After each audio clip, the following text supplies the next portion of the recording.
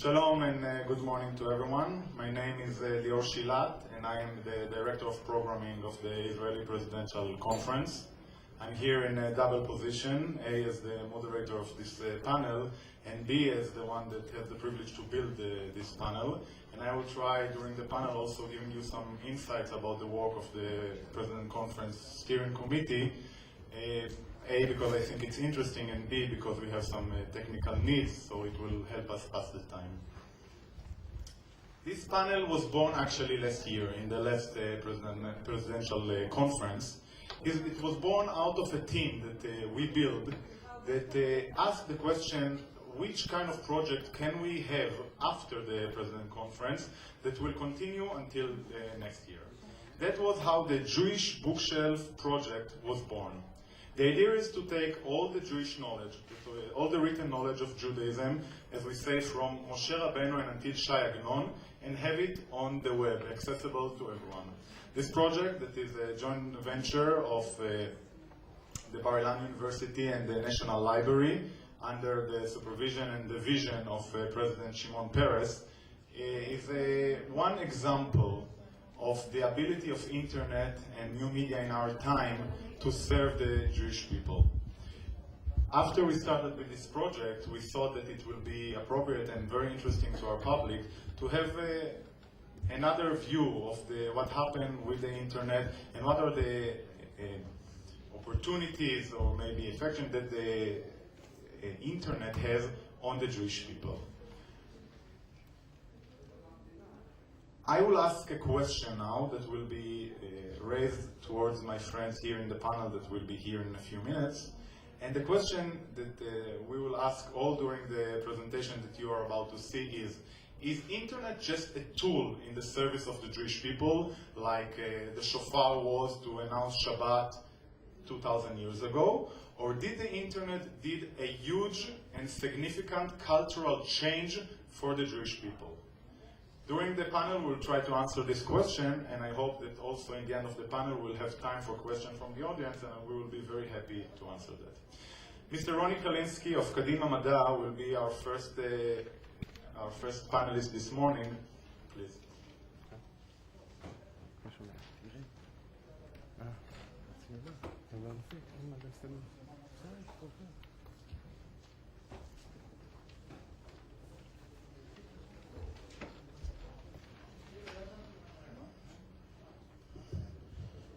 Good morning. We have only a very short time, and we decide to use this short time to present part of a lesson in Jewish education. This will be the main class, but there are 3 more classes.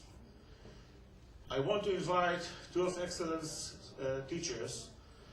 They are teachers in Shara Negev School. This is a school that is under fire for 8 years. Under attack from Gaza Strip, and the teachers are Zohar Levi and Sagit Rinek. Please, come to the stage.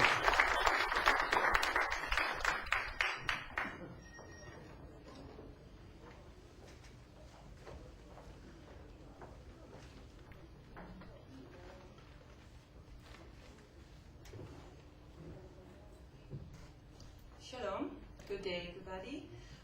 We chose a presentation as one that we've been using for the last 3 years in our school, and what my colleague is about to do right now is, by using the eraser, reveal the topic of our presentation of our lesson, which is, can you tell what it is? Right, the mezuzah, the biblical portal. The one thing that connects all Jewish homes around the world. And we also raised the question to our students, can the mezuzah, or a mezuzah, on every door by law, foreign or against? Do you think that the State of Israel should legislate a law that demands all buildings, especially public buildings, have a mezuzah on their portal? Please, some of you have a clicker to vote. Please vote now. A, for the idea, and B, against.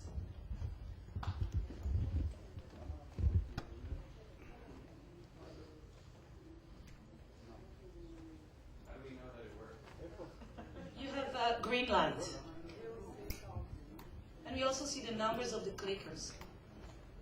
There should be 32. Okay, thank you very much. Okay, I can see that most of you here decided to vote against this law. And what we're going to do now is use a video conference to deal with the same subject with 3 classes, one in Sha'ar HaNegev, and one in Kaduri, and one in Moscow, Russia as well. Each of them has an argument for or against the topic. Shalom Sha'ar HaNegev. Sha'ar HaNegev, can you hear us?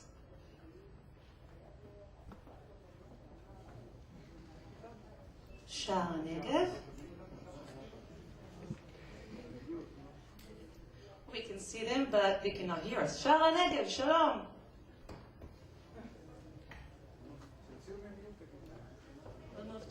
Okay, we'll go to Kaduri and we'll go back to Sha'ar HaNegev. Shalom Kaduri. Shalom. Shalom. Shalom. Shalom to Russians. We have a class of 8th graders, and their teacher is Judy Askari. Shalom, Judy. Hello. Can you hear us? Hello. I would like to introduce.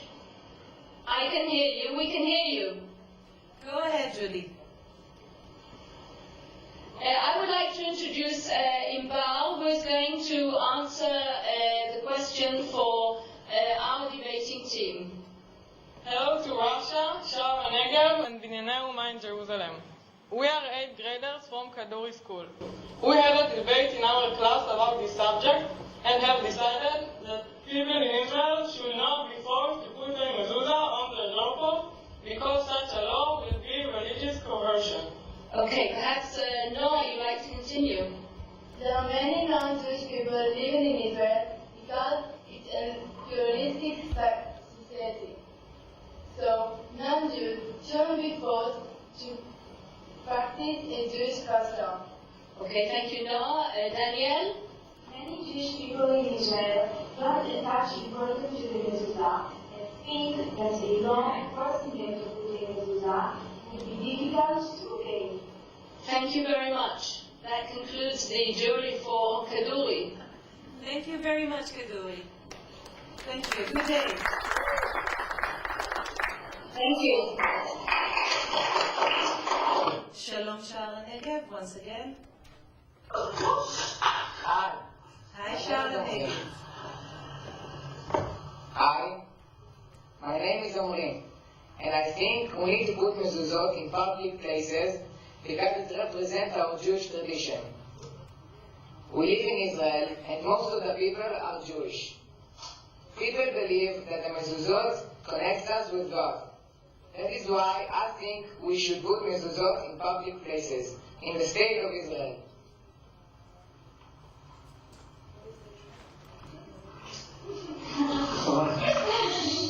Thank you.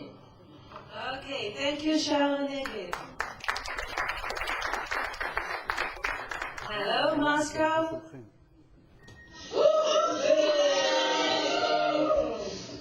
Shalom and hello. Can we hear your opinion about this? We think that Israel being a democratic country, it should give the people the choice whether or not they want to put mezuzah on their doors.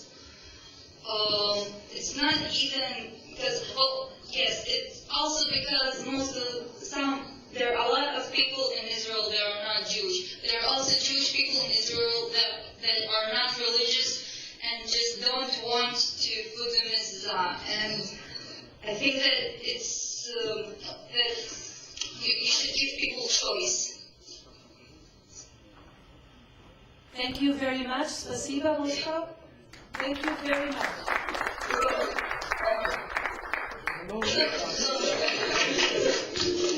And now we tell you these are a secret, which in fact there is a law. Next. Okay.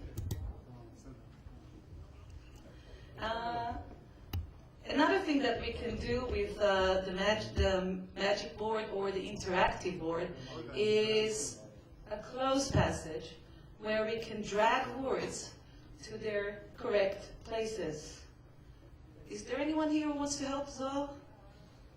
What is the first word? By the way, can people in the back see what's going on the board? I guess you cannot. For that, we can use a magnifying glass. Я упустила нас, хотя уже что-то ставить, а мы можем? Ты ничего не читала. Сейчас не сработает. Попросите увеличить, Скажите, нам не видно, нам скажите. We can see it. Okay, can anyone here help Zoa? What is the first word? Belief, right. The second? Entrance. The students find it very exciting, very interesting. They are active in class. They don't need their notebooks. They can do it in front of their colleagues. Kind of a show, but it is nice. And they get the right answer. Next, please. The smart board also gives us the opportunity to have a fast connection to the internet. By using hyperlinks, we get a crossword puzzle with the same topic, the same subject, using the same words we've learned just a few minutes ago. And each kid, by using his own laptop, can work on the crossword puzzle.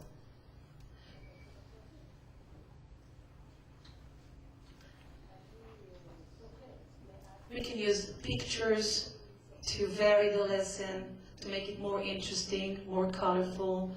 We can also highlight, underline, circle words that we want them to know, to learn.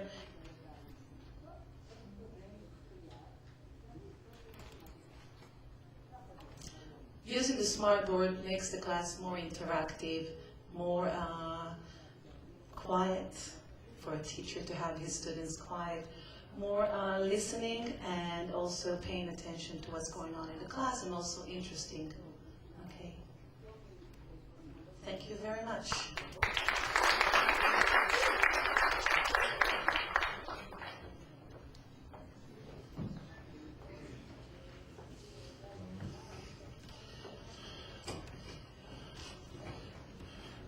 We wanted to demonstrate how technology can be used by the education system. You all asked if the technology is a tool or can make a cultural change. What we know from here in Israel, from our experience and from other countries, that technology can be, have the potential to make cultural changes. But in the education system, the pedagogy must lead the procedure, and the biggest effort must be on massive implementation, most of it in teacher training. We found that this is the key for success.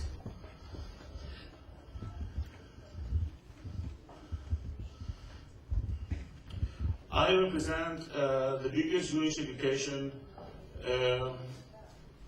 organization in the world, a very old organization, 130 years old, from 1880, working in 64 countries. Here in Israel, we're working as a Kadima Madar in more than 30 municipalities, most of them in the periphery, very close to the Ministry of Education.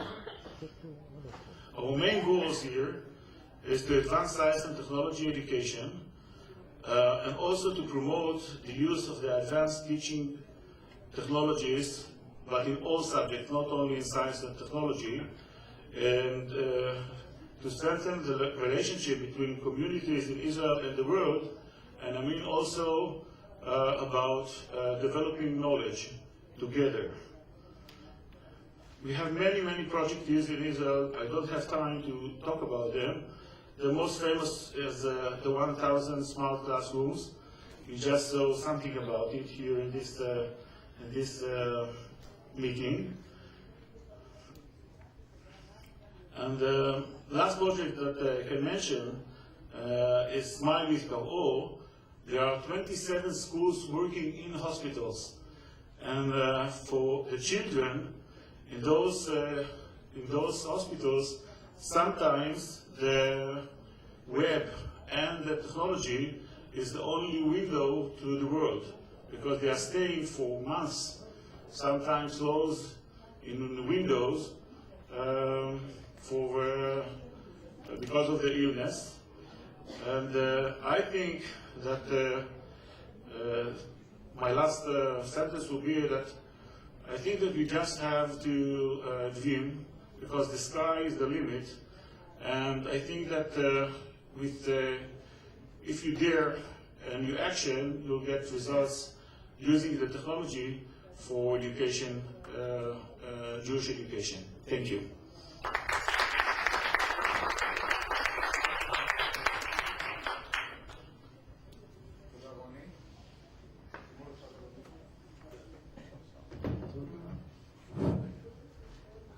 Thank you, Ronnie. I want to thank Zohar and Sagit for their wonderful presentation. Great. And I want to say תודה לתיכון שער הנגב, ותודה לתיכון כדורי, וספסיבה לתיכון במוסקבה for the very good participation.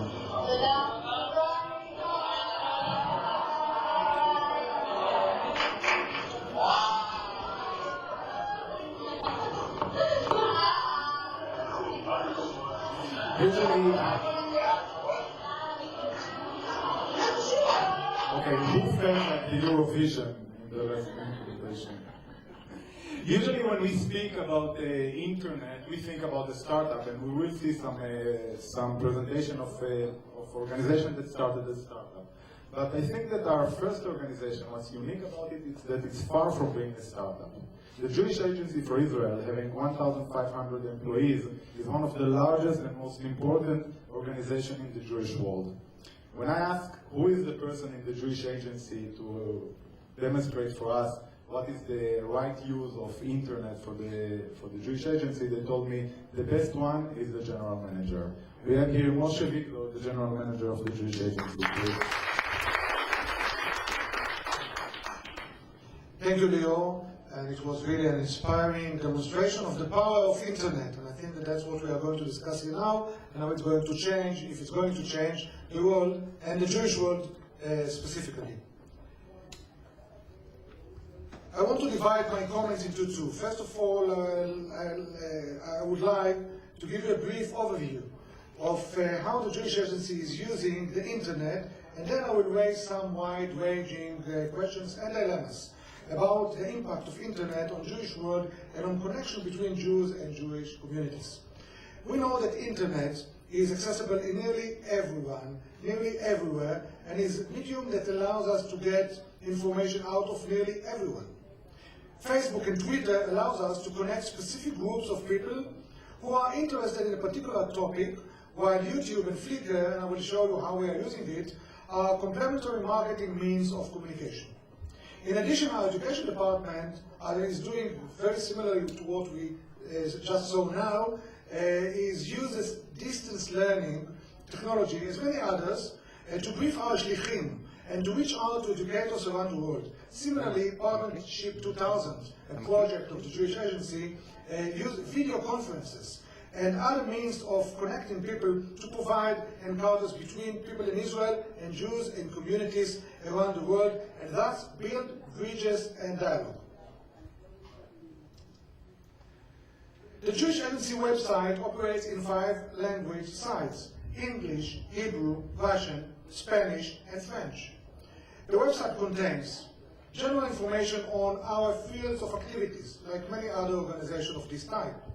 Marketing material, personal stories relating to our fields of activity, opportunities for donating to our activities, and donations becoming a major issue on the internet. Practical information about our programs and how to join them. You can check online if you, as an individual, have the rights to move to Israel under the law of return, and to know whether yes or no. You can find information about how to contact a representative of the Aliyah department. And well, you can learn about your rights as new immigrants and the form of support you receive. You can search for employment through the Aliyah Job Center. And of course, you can apply also to be counselor on the summer camps of the Jewish Agency. And there are some other content, such as educational content on a wide variety of topics, such as Jewish history in Israel. We just saw a demonstration of education. And as the cost of Jewish education continues to be an obstacle for many families around the world, our ability to provide free, high-quality resources helps not only individuals who want to learn at home, but also schools, teachers, and principals. Facebook. We use Facebook to engage with online communities via social networking sites, and the impact continues to grow. Membership in the Jewish Agency Facebook page has nearly doubled in the past 6 months, and is continuing to grow. And there are now about 5,000 people in 20 countries around the world who receive our updates on news, stories, and events. Our Facebook page has become the second most common referral to our website. On Russia, for instance, the leading Facebook site, the Jewish Agency page has more than 4,000 group members. Twitter, everybody knows Twitter. On Twitter we have over 3,000 followers representing individuals, organizations, and new agencies. Like the website, we are increasingly using Twitter to provide individual people with assistance and information about Aliyah, about projects such as Masa, Birthright, and other Jewish Agency programs and activities. Since June, our content has received over 9,000 click-throughs, about 6,000 out of them from the United States. Few words on YouTube. According to YouTube statistics, the Jewish Agency channel, with more than 35 videos, is the 5th most subscribed channel of a non-profit organization in Israel, with over 18,000 views. And the Flickr. Our Flickr photo stream consists of more than 350 photographs, offers albums of our events, and the number is keeping growing, programs in actions and donor visits. Together they have made then more than 31,000 views. And now a few comments. How can we use these tools more effectively? Is it changing Jewish culture? That's the main question that we are trying to discuss today. There is no doubt that the internet and related technologies have changed the nature of communication and have immense potential connecting Jewish people and helping bridge the distance between Jews in different parts of the world. The Jewish Agency is the global Jewish partnership, and modern technology, allows us a global outreach that makes this phrase very meaningful. The internet allows us to reach out to Jews who are outside the traditional community structure, but who are become interested in a specific issue or topic that we address. In a world where interests drive action, the internet allows us to connect people with shared interests. Perhaps through these interests, people who previously did not identify as Jews will find they have a strengthened Jewish identity. Perhaps even we can then connect them to traditional community structures. However, I think we must also consider the possible dangers and pitfalls in these new developments. Is the Jewish world in danger of replacing the real Jewish community with a virtual Jewish community? It's a question, a serious question. There are another few questions which I will raise here.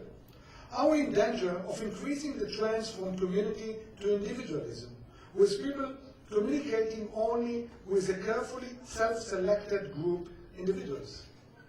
Is this weakening the regional-based community structures and the mutual support services they provide? And the last question which I will raise here is connecting with people who live in other parts of the world over the internet from one's home, such as Chicago to Moscow, is meaningful in terms of building Jewish relations as leaving one's home and going to the local Jewish community center to meet real people face to face. A dilemma. Now we cannot ignore modern technology, we cannot ignore internet for sure. We must use the internet. but we must examine what Jewish people online is and ensure that we use online communication to strengthen Jewish identity, individual and collective, and not blur it. We must make sure that as Jewish organizations and as the global Jewish community, we are leading the use of the internet rather than being led by it. If we can, and I'm not sure that we can. That is easy to say and very difficult to do, but I think it is a real challenge that we must meet. And finally, few comments. The internet is a revolutionary technology, no doubt. But the internet is not changing culture according to my mind, and it's not creating cultural changes, and it's a lot to do also with how we define culture. And let's say that we are taking the generic definition of culture. And I don't believe that it's really changing the culture of the Jewish people more than in changing the culture of the global community. So I think that the same way that it's changed the global community, it's changed the Jewish people. Some cultural changes, mainly behavioral, I would call them, they change being created in the world global community, and it's reflecting also behaviors of Jews all over the world and ability. But I think that the most important thing is that the internet really redefined the term freedom of choice for the Jewish people. Due to accessibility to databases, accessibility to educational contents, and ability for variety of dialogues within the Jewish people. Thank you.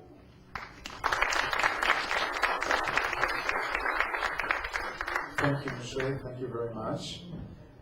Moshe in his presentation already spoke about one of the pillars of modern Judaism, which is collecting donations.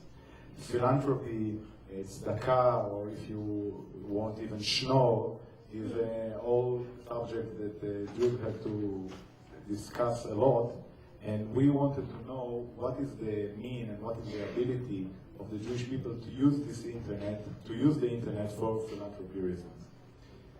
Ronnie Dolev, sitting next to me, which is the former head of the Israeli department in the Jewish Agency, had an interesting and unique enterprise about using the internet for philanthropy. Ronnie, please.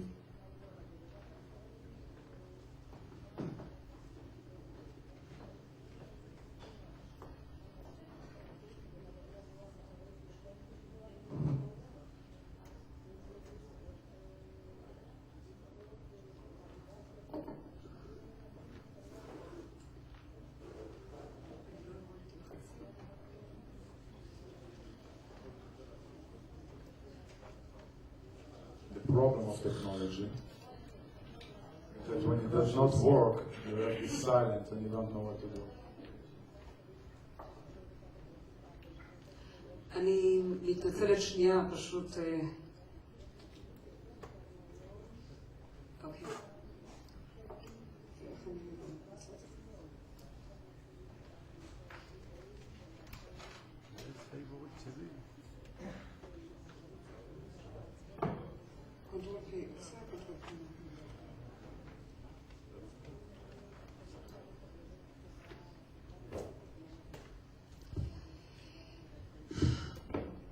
Good morning. I want to ask you how many of you use the internet to compare prices, find information about hotels when you plan a trip, shop online, look for information on books. Can you raise your hands? Thank you. I want to ask you how many of you Google before a business meeting, before a date, before when they look for information about a company. Can you raise your hands? Thank you. Almost all of you have raised your hands. I want to ask you another question, if I may. How many of you spend 1 hour a day in front of the computer?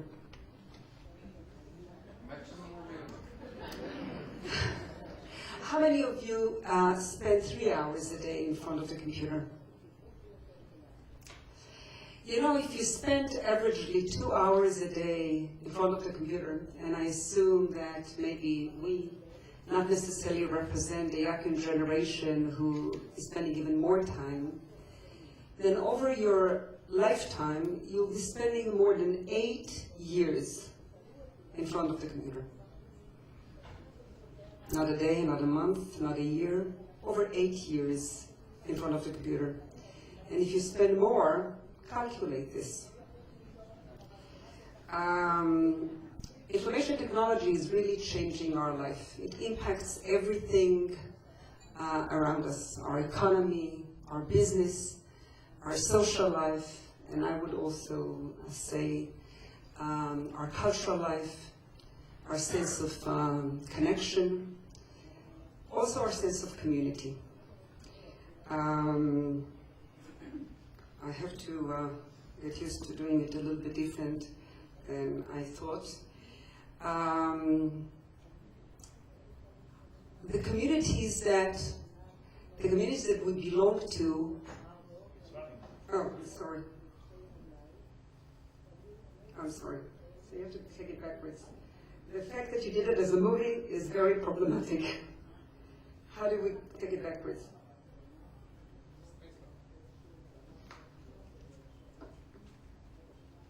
Okay. We'll manage with this. It was not supposed to be a movie, but they didn't have the software that we needed to run it. Our communities are not, our social life and our network of people is not only our friends that we meet for coffee. There are also the people, as Moshe rightfully said, that we connect through the different social networks. And as you see, hopefully, or you've seen quickly before it ran, there are over 300 million people that connect to each other on Facebook.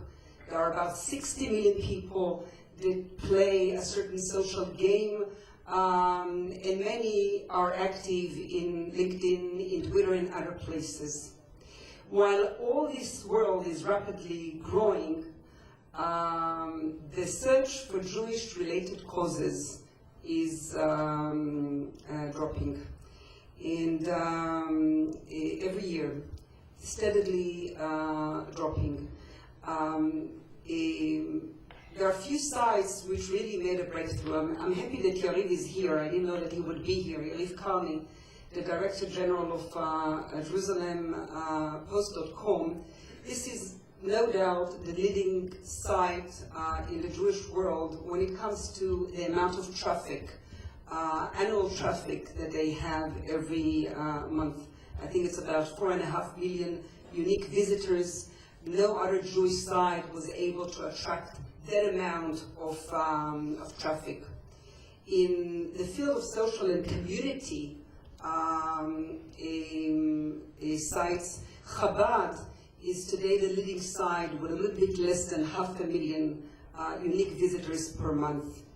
So in a way, the McKinsey study that was recently published indicates that we as a people, the Jewish people, is lagging behind in using the internet to promote mutual causes which are important to all of us. Harvard started to collect some data on online giving, and the numbers shows, you'll see them behind me in a minute, that while in 1999, not too many years ago, 10 years ago, $200 million were donated online in the United States alone. In 2007, 8 years later, $10.4 billion were donated online in the United States. That really represents a shift in generation behavior. What it really means is that, and you'll see it on the screen behind me, the light blue is people that give online, while the older generation, I don't like to relate to myself as the older generation, while people that are a bit older do more offline donations. The younger generation works online, and you can see that the ratio of those who give online is 3, 4, 5 times higher as the people are becoming younger. It also really connects to a value or a culture, if you may, which indicates that they believe that they can make an impact with a small act. They don't have to really be big givers in order to influence social change. So what we're really speaking is a paradigm change in global philanthropy. This does not connect to the recent economic crisis, which there was much discussion about it in the last couple of days of the conference. It really indicates that a world that we were all used to, an exclusive club of big givers, which we all reached out to, is changing to become an inclusive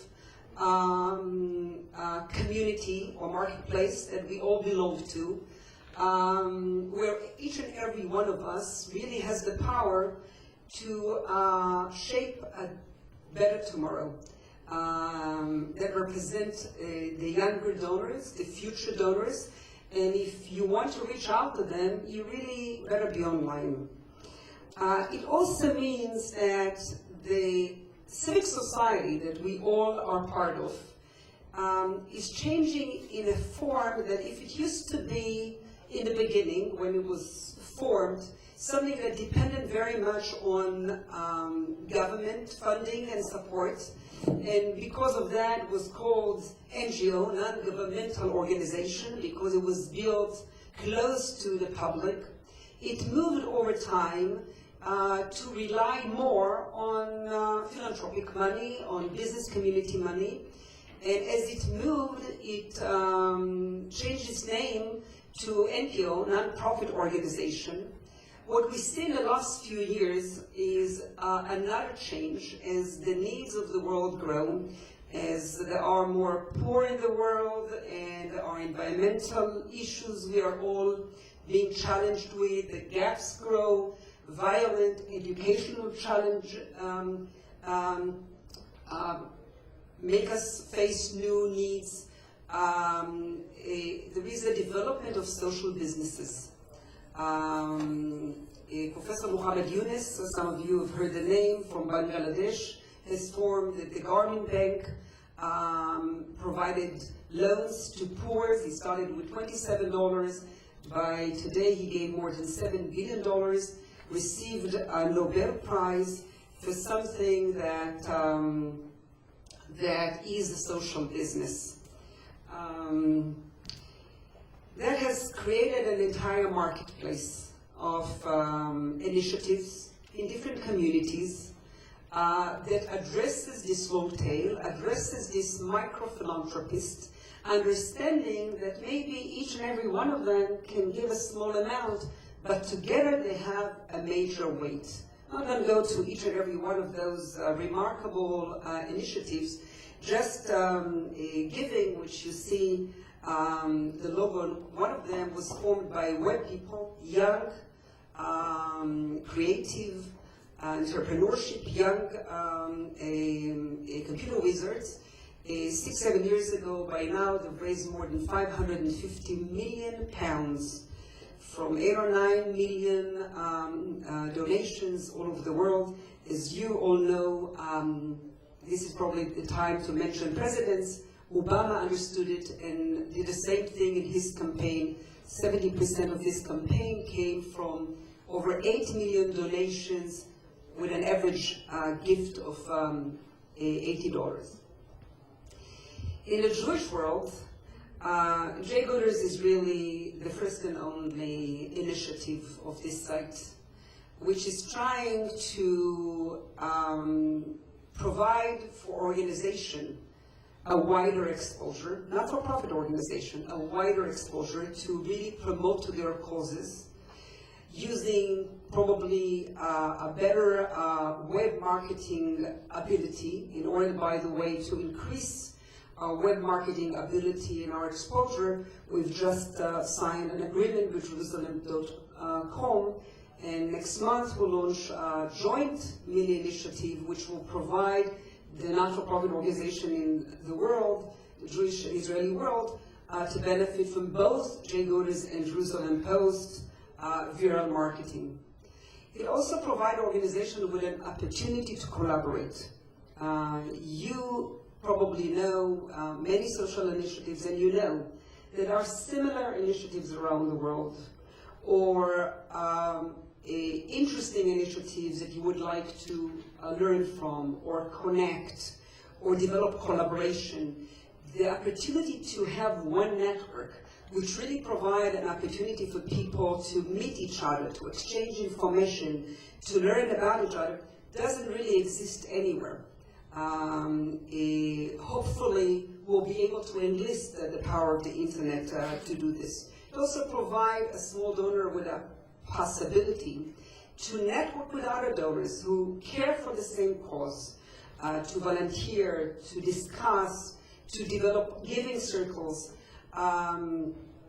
It provides an opportunity, which is the young kids were saying rightfully, let's maintain the freedom of choice, a possibility to choose from a wider selection of projects, compare them, and then make a wise decision where you want to make your social action or social input.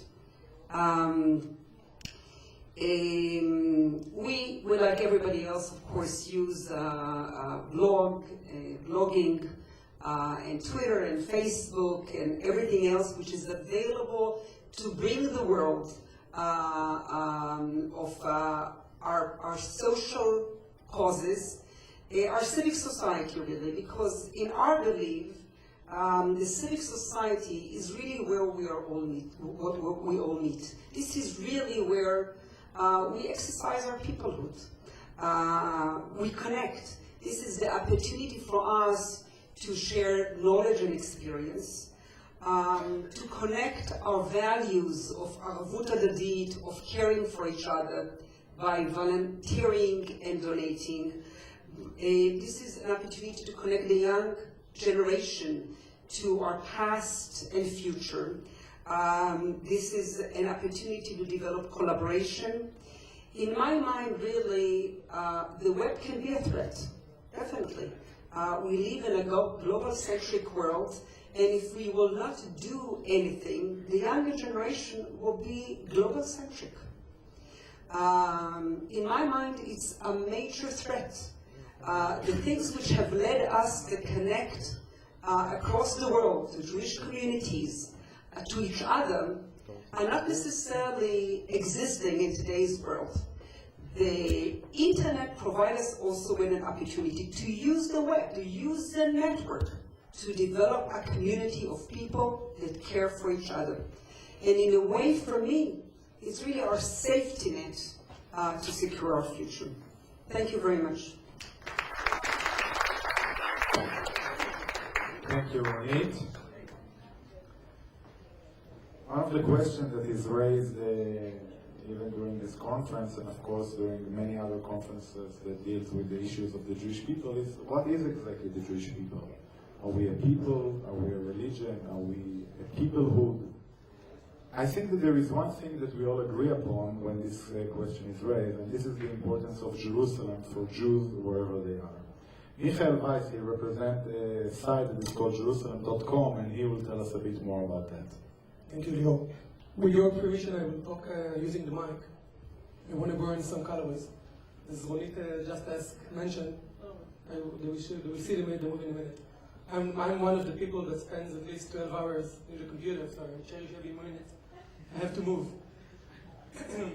I think that in the life of every nation, there is some DNA which represents the very essence of that nation. A place that defines why that nation is that nation and distinguishes it from other nations. This DNA serves like a beacon that represents the past, the present, and the future of that nation. Now, in many nations, this DNA goes back to their greatest battles, to their most heroic wars. In other nations, it's going back to individuals who stood at the right place at the right time and changed the course of that nation.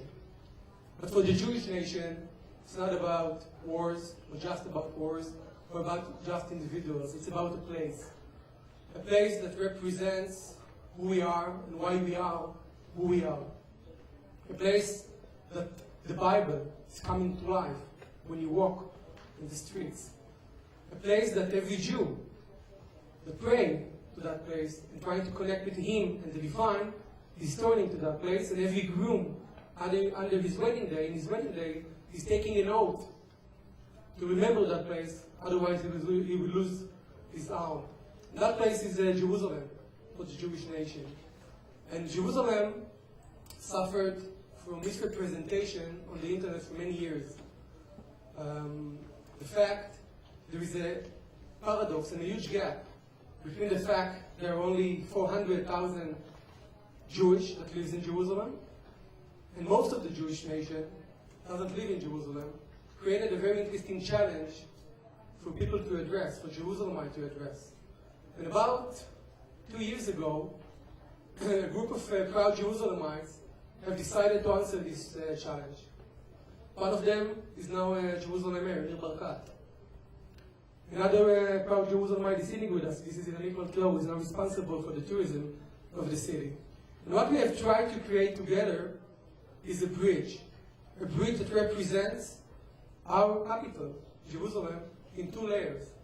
The earthly Jerusalem as a modern city that provides cultural life and dynamic life, events and restaurants. People that live in the city can benefit from that information. People who are visiting the city can benefit from this information. And the other one is the heavenly Jerusalem, the notion of Jerusalem, the idea of Jerusalem as the heart of the Jewish people.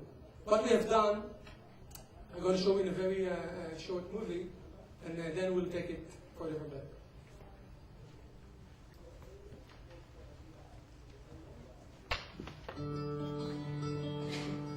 Dear Diary, I want to tell you about the exciting and wonderful tour that I had today in Jerusalem.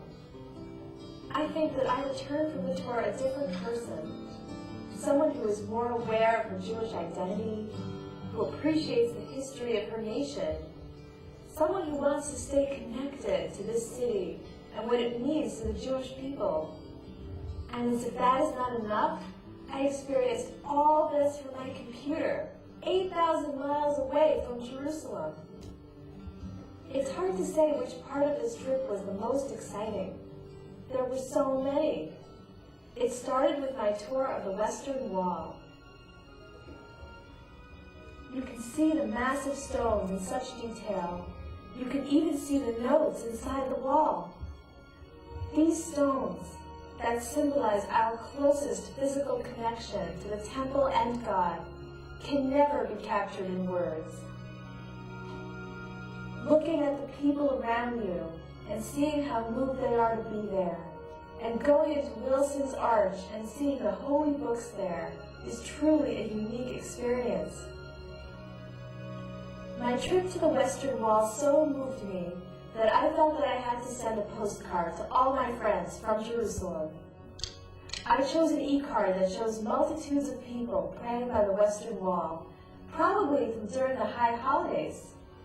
I wrote to everyone that I hope they can visit this city at least once in their lives. Not far from the Western Wall, I met Barnea Sullivan, a popular Jerusalem tour guide and archaeologist. He has discovered amazing things under the cobblestones of Jerusalem. Shalom, my name is Barnea Sullivan. I'm co-director of the Foundation Stone Organization, and I'm standing in the courtyard of the Or HaChaim Synagogue in the Old City of Jerusalem. This is where I live. Barnea was very emotional when he talked about what it's like being an archaeologist in Jerusalem, his thoughts and feelings about Jerusalem, and what it's like to live there. I promised myself that I would visit him and other authentic Jerusalemites again. By then it was lunchtime. I'd heard that instead of waiting in line to get into the worthwhile restaurants, you can simply order a table online. So I decided to go Italian, and I reserved a table in the center of town. It was awesome. While I was doing that, I was able to check out the listings of cultural events that were taking place that day in Jerusalem. I was so surprised to see the length of the list, and I had trouble deciding whether I wanted to go to a jazz show or stand-up comedy. In the end, I settled on clubbing in one of the trendy clubs of the city. Even though I don't have much time left, there is still so much more I want to see in Jerusalem. So I decided to check out the beautiful homes in the area of the German colony. Just as I was looking at one particularly gorgeous home, my sister called me and told me, with great excitement, that she is pregnant with her first child and that the doctors are saying that it's a boy. She had been waiting for so long for this pregnancy that I was very moved. I was so happy that I prayed for her to have a healthy pregnancy and that the birth would go well. I closed my eyes and I asked God to watch over her and give her strength and health. The prayer was an amazing experience for me. To hear my voice being played in the Jerusalem air and go up to God was a unique and moving experience. And then, just before I had to go, I saw him. In the last minute of my visit, he was among so many faces, but something in his smile made my heart skip a beat. I told myself, you live only once, and I took the first step. Let's see what happens. When I look back on my visit to Jerusalem, I feel lucky. This was one of the most emotional days I've had in my life. Jerusalem gave me the feeling of being closer to my Judaism in a way that I did not imagine that I could feel. And to think that I did all this via my computer.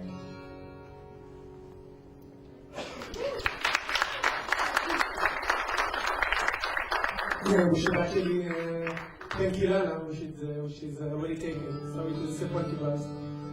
Dear Diary. Okay.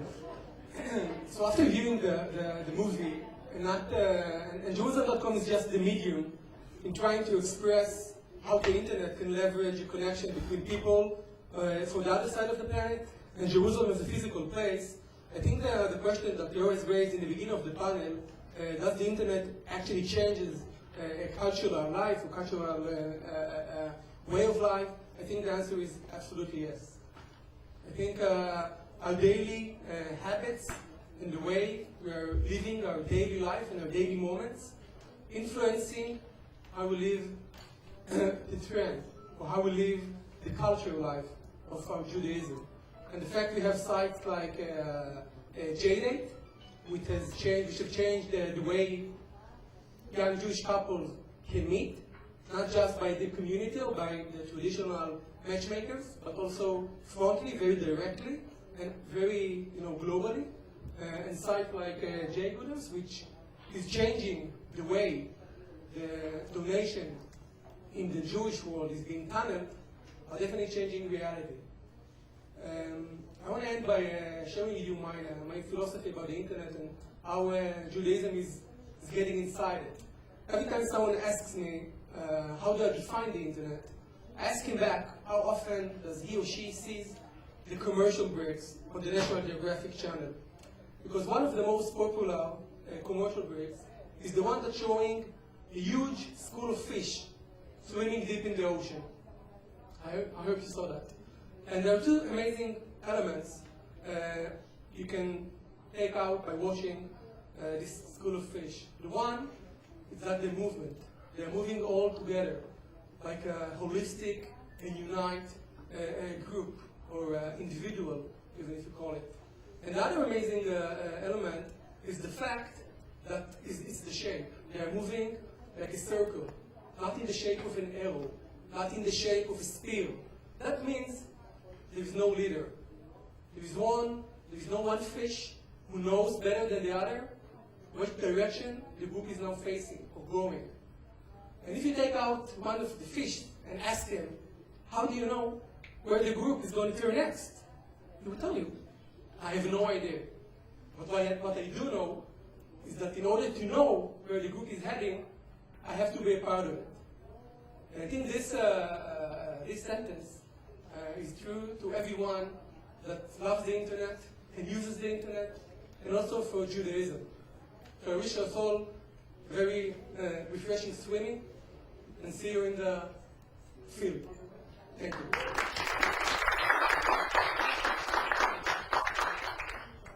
Thank you, Michael, for making us all feel like fishes. Now we'll have some fun. Yair Ariel is a musician, and while we were speaking until now about education and philanthropy and peoplehood and many other aspects, now we'll speak a bit about culture. I hope you all wear your tie in the morning. The site Piyut is a site that is a part of a beautiful project called Snunit, project that Moshe Victor sitting with us was one of the first initiators. And the project of Piyut is a project that was born from Snunit, telling us how we can use the internet for increasing our cultural knowledge and preserving our culture. Yair, please. Shalom. So thank you, Leo, for the opportunity, and I'm going to try and answer your question from a totally different angle. The Piyut project, and I'm soon going to take you for a short tour, is set out to utilize modern technology so that contemporary Jews can connect with and give life to an ancient Jewish heritage, the art and practice of Piyutim. Since I'm not sure all of you know exactly what I'm talking about, so let's start from a short definition. What is Piyut? So Piyutim are the sacred poems that were written continuously over the past 2,000 years. This is where the finest poetry and the finest music meets prayer, but it is actually much more than that. Since Piyutim are the soundtrack of Jewish life, used throughout the year and life cycle in synagogues and outside them, within families and festive communal gatherings, as part of rituals and ceremonies, singing brings people together and connects them to something that is greater than them. You can already understand that the challenge of working with the internet in our topic, which is emotion, singing, music, is not a very easy starting point. So as I said, Piyutim are therefore a significant component of Jewish identity, and they come in a large variety of colors and voices. Soon we'll hear some. So historically, it's important to understand that they evolved in Jewish communities around the world, each community creating its own particular adaptation or cultural version. Continuously, or consequently from that, we now have a legacy that is nothing short than a great treasure, and it opens gates to many different dimensions of Jewish identity. Yet, it is hardly accessible. I'm sure not most of you, what you're going to hear now is going to be quite new. So moreover, since the knowledge is not always documented, many of these beautiful traditions now exist only memories of a small number of people, none of whom are very young. So these traditions are in danger of being lost forever. This is also important to understand regarding what we're doing. We want to make it accessible. At the same time, we want to save them, since your grandfather maybe is holding a very unique tradition in his mind or in his memory, and maybe he's one of the only people that knows the specific tradition. So, our challenge is basically a simple one: to rescue the Piyutim traditions and make them accessible to everyone in a friendly and relevant way. We wanted to bring to life the knowledge and wisdom of past generations and to create continuity between them and the next era of Jewish identity, since music in general, and Piyutim in particular, have the power to cross culture and spiritual borders and to become part of the Jewish public domain. That is what we wanted to do. And one of the main tools we have decided to start with is the internet. So now let's enter for a short tour to the website, Invitation to Piyut website. You're looking at the homepage. It's a bit hard to see with the colors, but you're invited to afterwards check it by yourselves. Just write Piyut in Google and it'll be the first one that comes up. So the website, as was mentioned before, was created in the Munich Center for the Advancements of Web-Based Learning and supported by the Avichai Foundation. It was launched in 2005. We structured a place for each of the different Jewish traditions. A place that was respectful for each tradition, maintaining a delicate balance between East and West, ancient and contemporary, academic and popular, creating an atmosphere for continuity and creativity. And again, as I mentioned before, it's not easy to create an experience, an emotional experience regarding the words and the music and the song and the community when you're speaking about internet. It's almost contradiction. Me, myself, when I entered this project, it was about 5 years ago, I totally didn't come from the internet environment.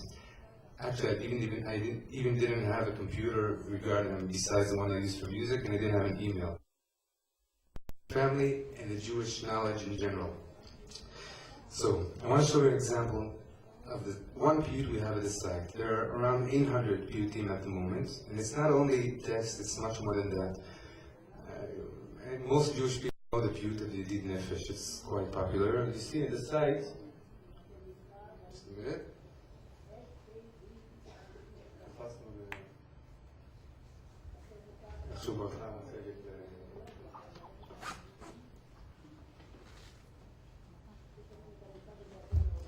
The piyut Yedid Nefesh that was written in Sfat about 500 years ago is one of the most popular piyutim, but most of the people don't know that it exists maybe more than 40 different renditions all around the world.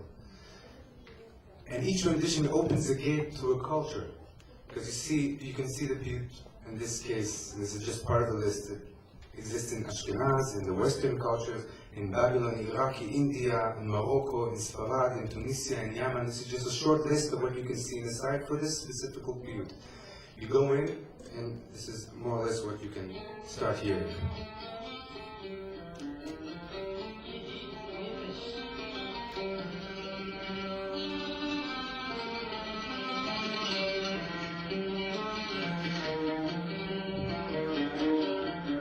This is from Tunisia, if you can hear it.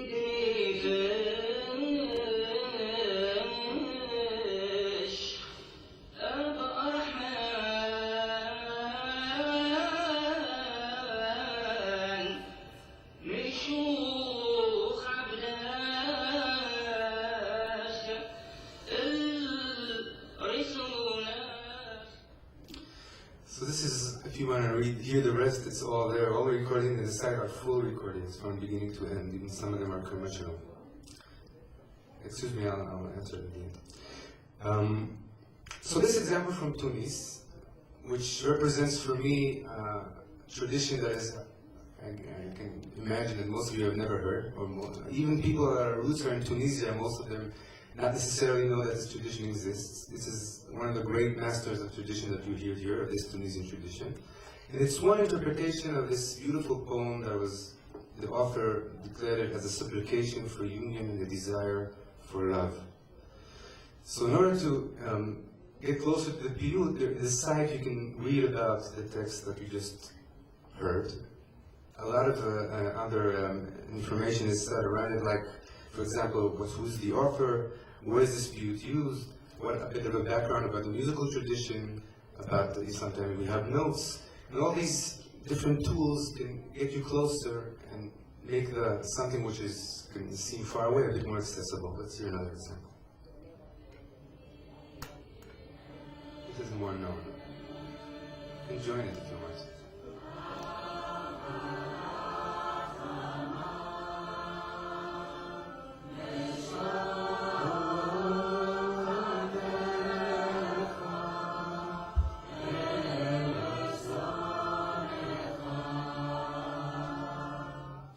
This was Shira Chadasha community in Jerusalem. This is a more known example. This maybe represents this case. And, but you can hear, besides their interpretation, it's the same melody, it's the same rendition, you can hear different interpretations in this side. So we're talking one example, maybe 30 different renditions at the site at this moment, and maybe 50 or more recordings, just for one example, and a lot of information around that, I said. This melody, I learned myself from the site, from the voice of Rabbi Chaim Lug, which is one of the great contemporary Baitanim that lived today. It goes more or less like this. ידיד הנפש, אבי החמאן,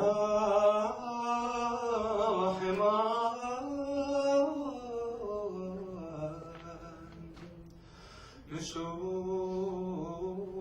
עבדך אל רצונך ידידה.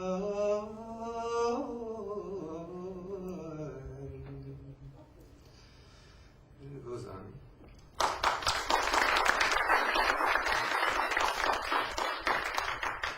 For me, I mean, this is an example of something that I didn't grow up on. I mean, my parents, my grandmother, from one side came from Baghdad, Iraq, the other side came from the United States or Eastern Europe.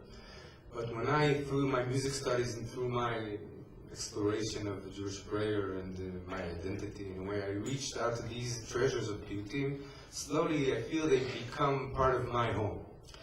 And there's, I mean, you know, when this can be proved, when you have a child and you try to move on what you know to them, and I find myself moving on traditions that I didn't necessarily grow up on or heard in my childhood, but now have become part of my tradition in a way, or my life.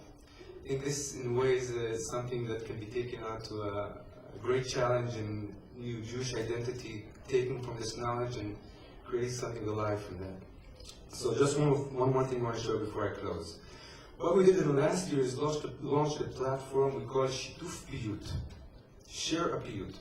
This is where people can build their own personal sites, upload recordings, videos, notes, and more.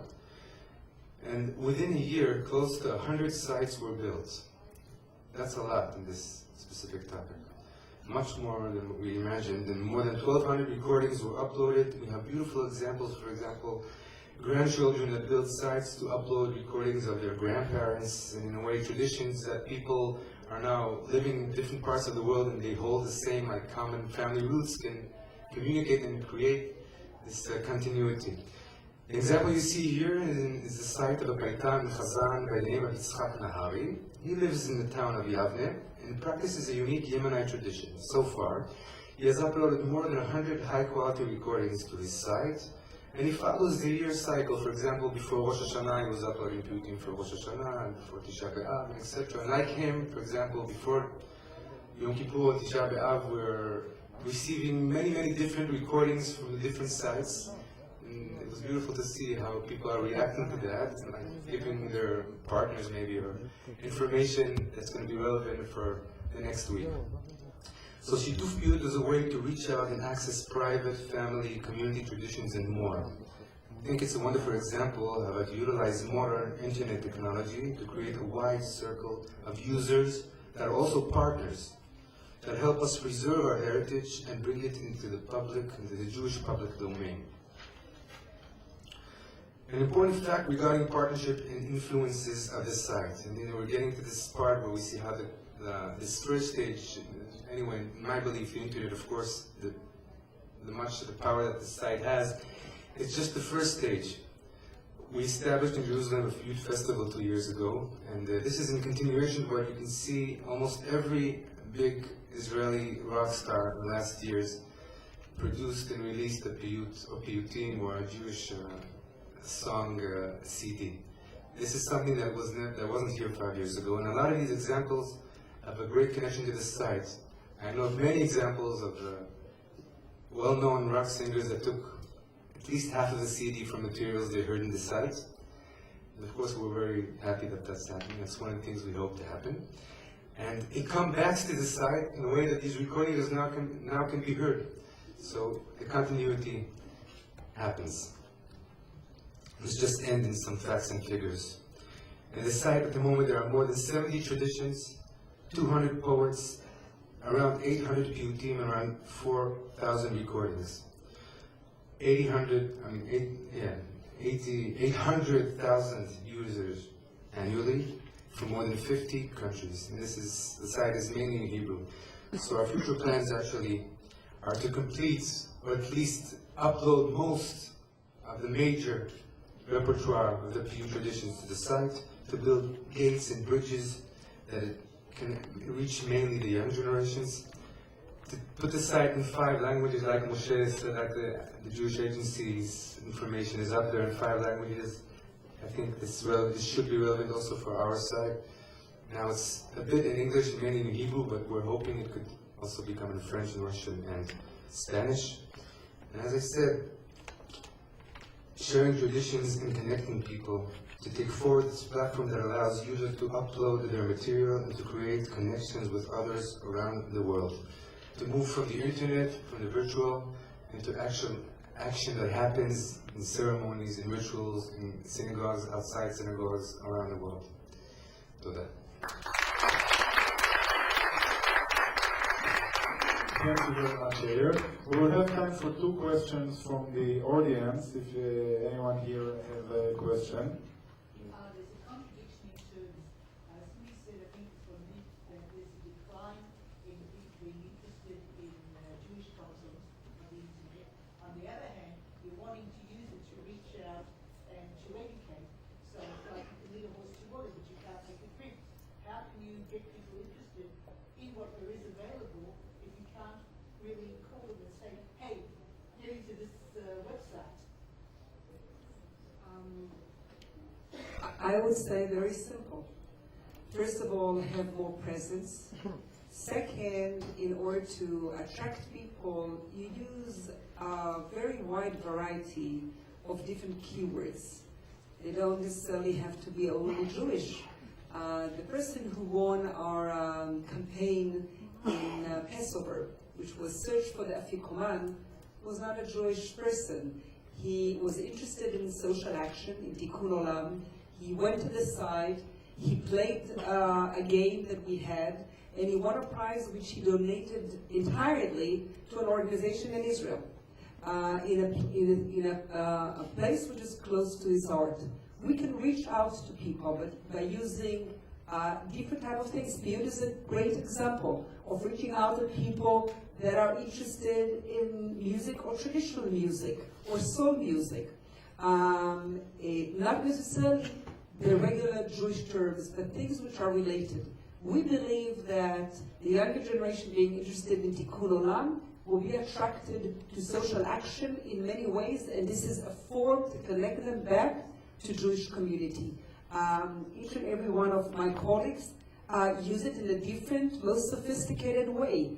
And the more we'll do that, the more weight we'll have in the internet, the better potential we have to ensure that the web is not a threat on us. It's a great opportunity which we're using smartly.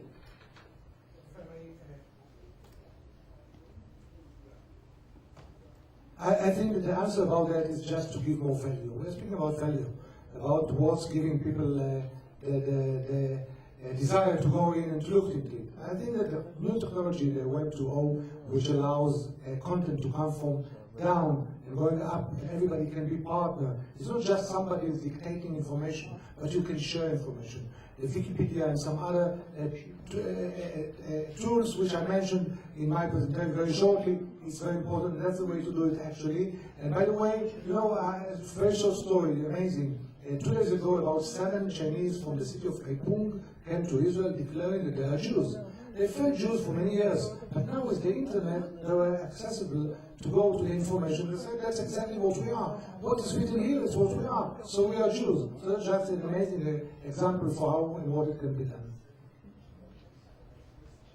The website that you guys created, what is the conversion point? What do you consider a success factor when someone visits the site? Is it purely for information, or is it to actually get people, like in terms of the Jewish Agency, to get people to Israel on tours, on short-term programs, long-term programs, aliyah? For Piyut, is it to make people download the Piyut, use it in shuls? What's the conversion point, and how are you measuring the success of that? Well, there's a large range of answers to that. We receive, for example, hundreds of letters a week, a month, that from that we can learn that people are making use. For me, this is the most important thing. When something comes to life, when it's used somewhere, when I hear that a specific congregation somewhere tells us that they learned from the site and they're using it in their practice, that's one good answer for me. The other thing is what we saw Shitufiyut, where people are starting to to share, to upload their material, that's another good question. But I think for me the main thing is when it moves from this part of knowledge, we're hearing, we're listening, and we're putting into practice. I can add just a few points of success. It's very hard to measure, by the way. Everybody will come with numbers of people that entered and going and how pages were viewed. It's nice to have, but I'm not sure that that's the real measurement and that's the real value of it. I was visiting in Uruguay, Montevideo, a few years ago to the school of Yavne. I was amazed to see that, first of all, they speak all the answers very good Hebrew, and then they're using the lead site of Smolit, which means that's a success. It means that somebody was made, somebody is using it, and it's making some educational aspects for this regard.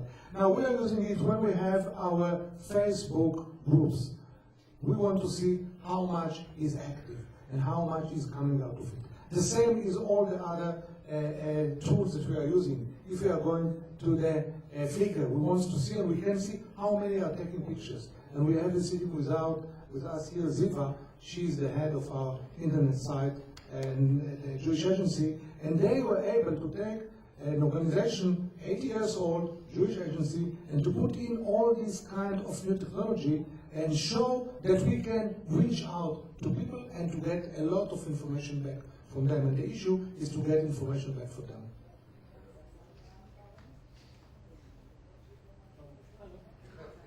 I just want to add I think the way users behave in the internet is very similar to the way we're acting in every other aspect of life. And this is, if I'm going back to a Maslow pyramid, so you have several steps on the pyramid. And in order to gain users and in order to see conversion, as you asked, the question is a question of value, like Moshe mentioned. And value is something that's being examined every day, every hour, by every user, every new time he or she comes to the site. So the only way to ensure the presence and to ensure conversion is only to provide value. And value is a very tough question. But once you provide value to the user, he's coming. And basically, they are coming. Thank you. I think it's an excellent question because when I said before the McKinsey study indicates that the Jewish people are lagged behind, for example, only 50% of the organizations in Israel, the not-for-profit organizations in Israel, have a website. And most of them only have general information. So what is the conversion rate? People come, look, and go. Nobody really has a call for action, or very few have a call for action. The conversion rate is really determined by what you want them to do. Piyut wants them to download a Piyut or to go to Shituf Piyut and do something. We want them to volunteer, we want them to donate, we want them to be part of a social network and connect with other people to promote a certain cause which is important to them. I think that we have to move from driving people to the website, which is important, to really see that they do the kind of things we want them to do and measure it. And the conversion rates, of course, change depending on the kind of thing that you're trying to promote. I'm afraid we don't have enough time for another question, but I will try to, when I summarize our interesting panel, to also answer your question. I have a friend that lives in a small European community outside of Israel. And in August, like many other Jews, she came for a vacation here in Israel.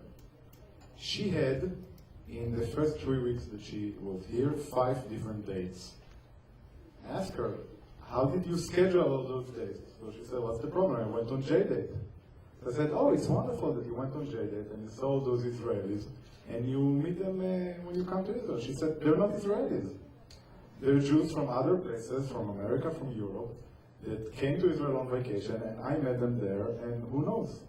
And when one of those guys, one of those 5 Fortune guys, she continued dating even now, after she left Israel and he left Israel.